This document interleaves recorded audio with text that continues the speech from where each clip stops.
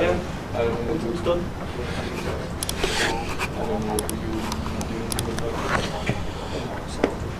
Okay, so this is going to be the second presentation of today, and it's going to be on password brute forcing and cracking, and covering a little bit of the hashing stuff and how to secure hashing, followed on from Vitas's presentation.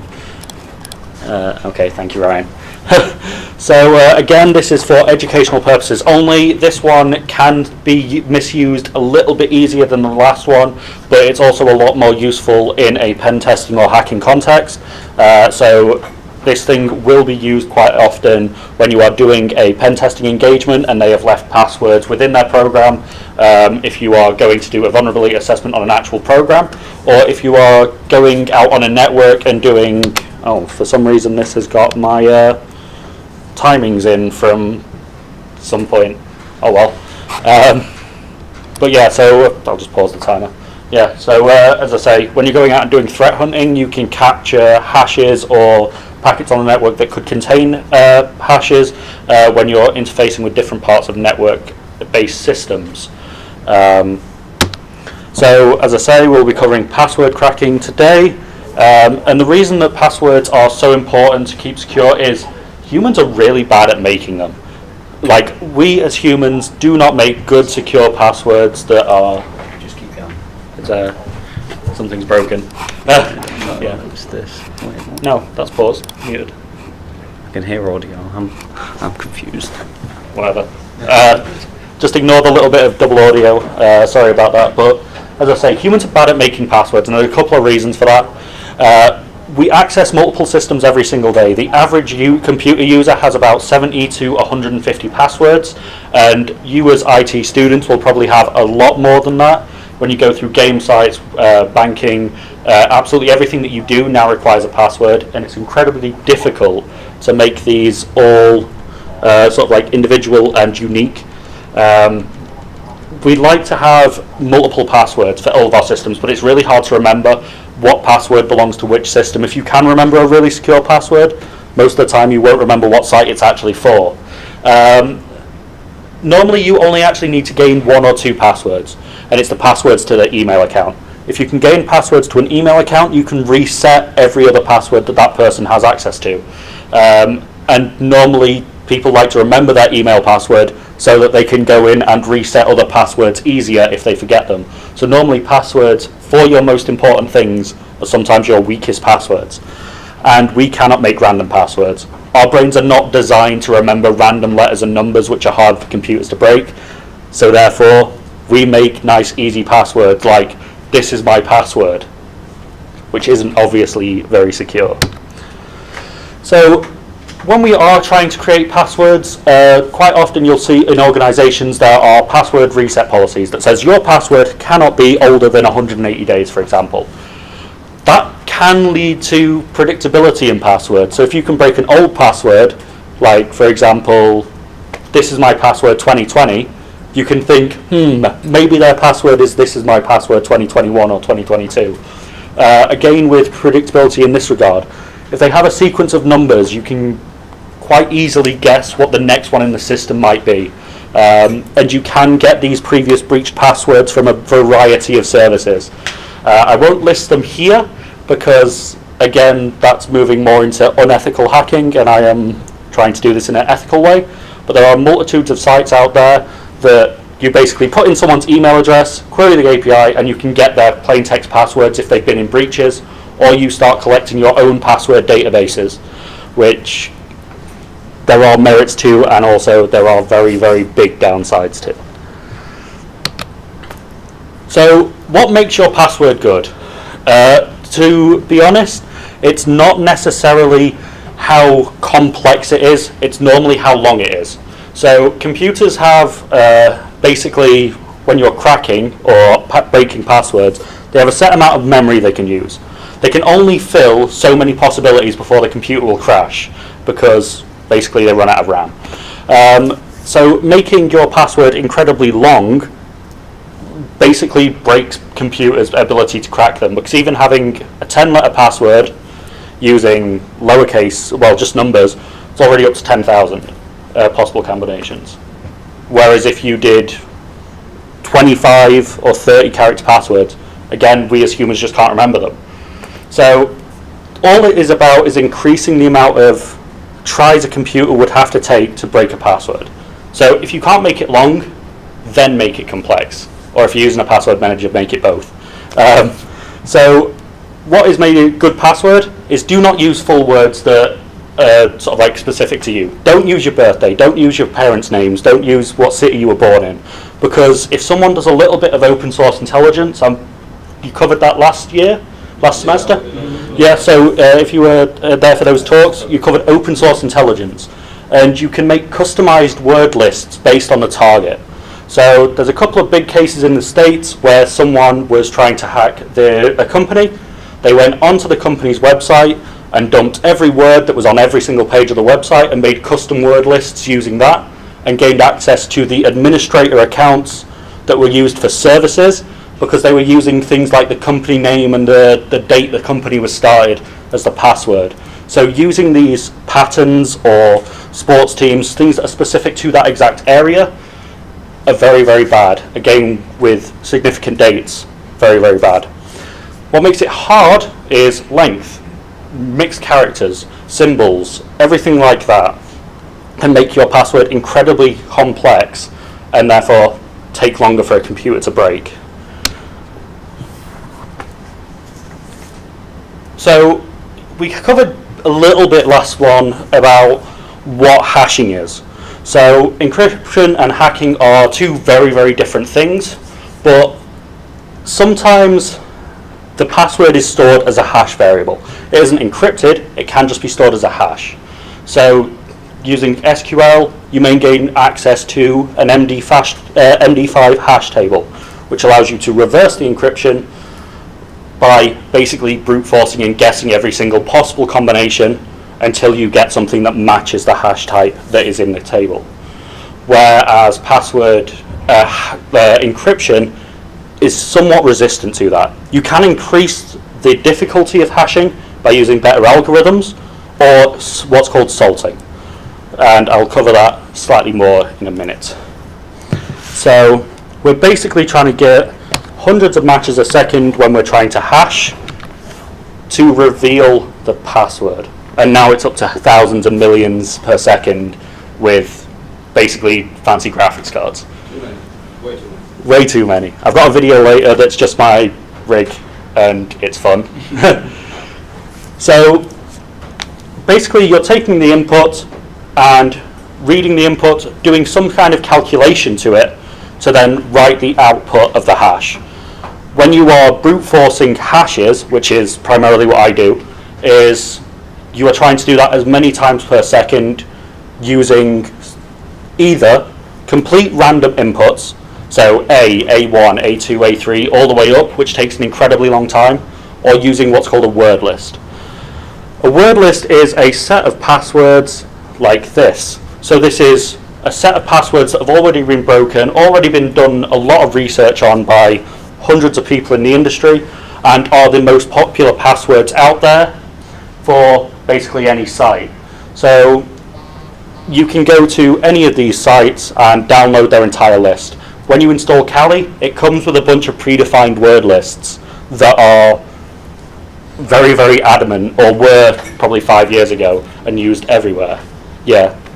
And as you can just see, there's a couple of passwords up here that you can kind of work out where they're from. So 94, Yankees, 97, Austin.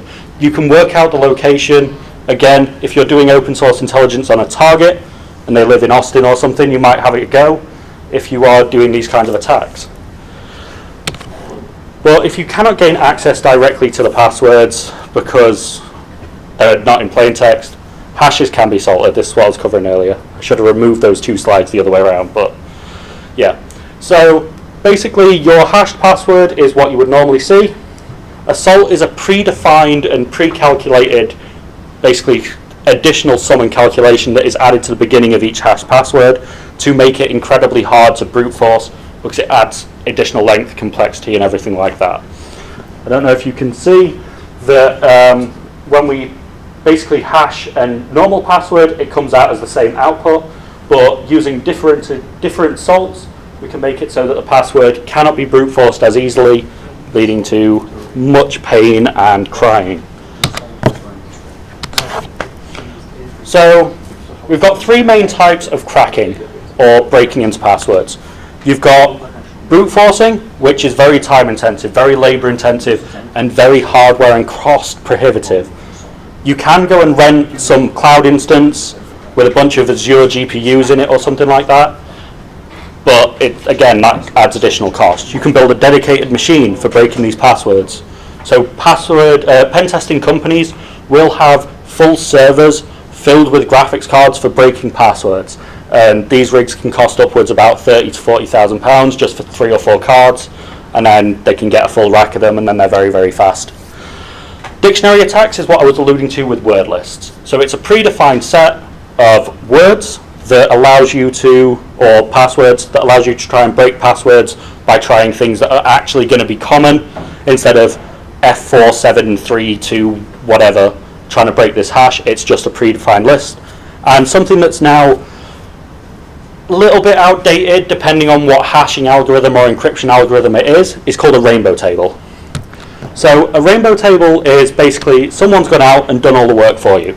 They have taken a big list of passwords and encrypted things, and they have pre-unhashed them and like basically put these up on sale, or like the good ones are for sale, the free ones are pretty good, but they are incredibly intensive storage wise.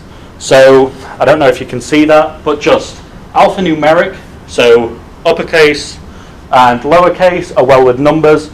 On the 1 to 9 character key space is nearly a terabyte of data, just to be able to then search through and identify if your password is in this database. They will have hopefully their own demo, but I said this last year and I never got round to it, so maybe not this year either. But yeah, so Rainbow Crack is the site that allows you to go and download a bunch, and there's also a pre-built tool in Kali for building these, but as I say, to build them yourself, incredibly CPU intensive, RAM intensive, and to use them, incredibly storage intensive. So dictionary attacks. Dictionary attacks are something a little bit different. So here, this is basically the pretty layout for Hashcat, which is a hashing and encryption killing program. And it allows you basically to input word lists or rules and start attacking different encryption algorithms. So I don't know if you want me to actually walk through anything. So at the top here we have the different modes. So you can add word lists, you can use straight brute forces. Yeah. Oh, are you using fancy laser pointer? Okay, thank you. So in the word list tab is where you would add any word list that you have. So whether you design your own and get your own via something like CEWL, which is custom word list, which I'm going to be covering in a minute, or whether you have your own word list provided by a company, or you just start collecting them. You can generate your own in a bunch of different ways in Kali.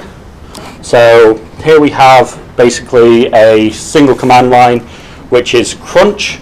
Crunch is quite a useful tool, because if you know what program is using what hashing algorithm, or you know that a certain program was only built to deal with hex characters, so 0 to 9 A, B, C, D, E, F, you can build a custom word list that only uses the hex character set using crunch 6, which is the minimum of 6 characters and a maximum of 6 characters. So if you wanted a hex list between 6 and 10, you do 6 space 10, the character list you want, and then an output file. So this allows you then to get any hash list and use it against a specific system. If you know that they don't allow symbols, or they only allow a hashtag symbol, again you can do that in here and allow it that way. So there's a couple of other programs outside of Hashcat. I just use Hashcat because I've grown up with it and it's the first thing I ever used and I love it to pieces. It's primarily optimized for Windows. There are versions for Linux, but they aren't as optimized as something like John the Ripper. but there are other options out there if you do want to do it. And we will be covering, as I say, CEWL. So CEWL is basically an open source OSINT password grabbing tool. And this is the piece of software that they used in those couple of American attacks, where they put in the URL of a website and basically dumped the whole thing into a very pretty password database. And then they did some quick modifications on them and added a couple of other things. So here we are just grabbing a website from Ignite Technologies, and it is literally just creating a standard word list of every single word that is on the site, and then you can take that and do with it what you wish. So it is a useful tool if you are trying to go after service accounts, and less useful if you're going after individuals within an organization, because the amount of times that they're going to put in the company name or some very obscure writing from their mission statement as their password is low, but is higher for service accounts. So here I have a quick video. I will premise this by there is one mistake in this video, and I didn't have time to re-record it, and I say that there are 30. For some reason it started. There are up to 30 character passwords. That's not true. I meant to say 13 character passwords, but please forgive me, and I need to turn the volume back on now.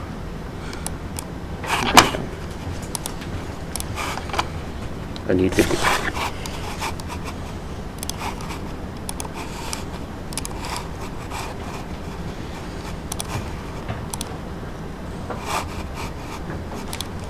So here is a actual hashcat attack in progress.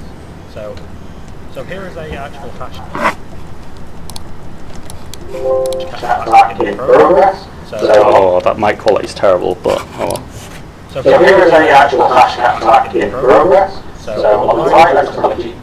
So here is a actual hashcat attack in progress. So on the right electrology, you want to just view, just so you can see why it's not going faster than it should be, and stuff like that. So at the moment it's going at about 1,100 mega hashes per second. That might not seem like a number to you, it might mean something to some of you, and it's currently trying to brute force 6 character passwords. So when I say brute force, it's trying to digits, so 0 to 9, all lowercase numbers, all uppercase numbers, and all symbols that are commonly used in passwords, and you can specify what symbols you want to use.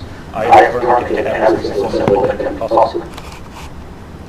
I'm going to break it. Used in a password, so basically all of them, and it is currently trying to do that against the entire 6 character set. So here it's using spaces, absolutely everything, and it is currently just running in the background. The only reason that it isn't going faster, like I can get this up to about 1.6 thousand mega hashes, is when I'm running an air conditioner pointed directly at this graphics cards. There's no point in doing that at the moment because it's finished the entire key space in just over a minute. So when I say finish the key space, it has tried absolutely every password in that range, and it didn't find any actual valid hashes. But what hash list is this running against? This is running against a 3.75 million hash list, which is currently what I've collected in 2020 that I haven't been able to manage to get any passwords out of. You will never ever see a password list of this size or a hash list in this size in the wild most of the time, because there's no point in it. There's no system that stores them like this. Normally you will get given a small group of hashes, probably 1,000, maybe 2,000 if you're like got a lot of them. And these will be for sort of like admin accounts for the domain and stuff like that, so that the users and the people that have hired you to do a pen test can be assured that their passwords can't easily be brute forced using a method like this. So here it is going on to 7 character passwords. So this is why I'm going to be showing you a chart in a minute that's pretty outdated at the moment, but it is one that likes to be used and thrown around a lot, which is a hash sort of like timer or whatever you want to call it. This rig isn't even especially designed for it. This just has a couple of commercial grade GTX gaming cards and an RTX gaming card, and it can still brute force passwords incredibly quickly. This is doing that entire 3.7 million file list. If you just have one password, let's say, or maybe even 10, 100, 1,000, imagine how quickly this can brute force the entire character space of all of those. going all the way up to sort of like 30 character passwords. It's very, very easy to then brute force these hashes once you manage to capture one. But I'm just showing you very briefly of what it is. You run your command line argument against hashcats sort of like thing. So here, if I get rid of my GPU, it's running this list against sort of like a max depth of 28. If you want to know anything about this, please ask me. But other than that, it just literally runs the password list at a ridiculous speed.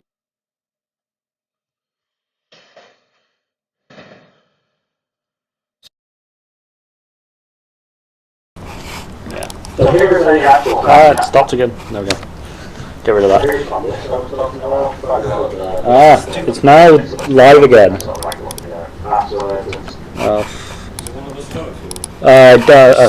It's broken. There we go. There we go.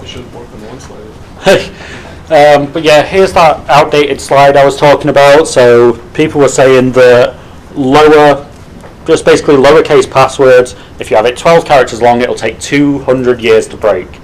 Now, as technology has increased to the point where anyone and everyone can buy a graphic card, or they could 6 months ago before the massive chip shortage, like a 3080 at the moment can run at about 2,000 mega hashes a second, so 2,000 million hashes per second.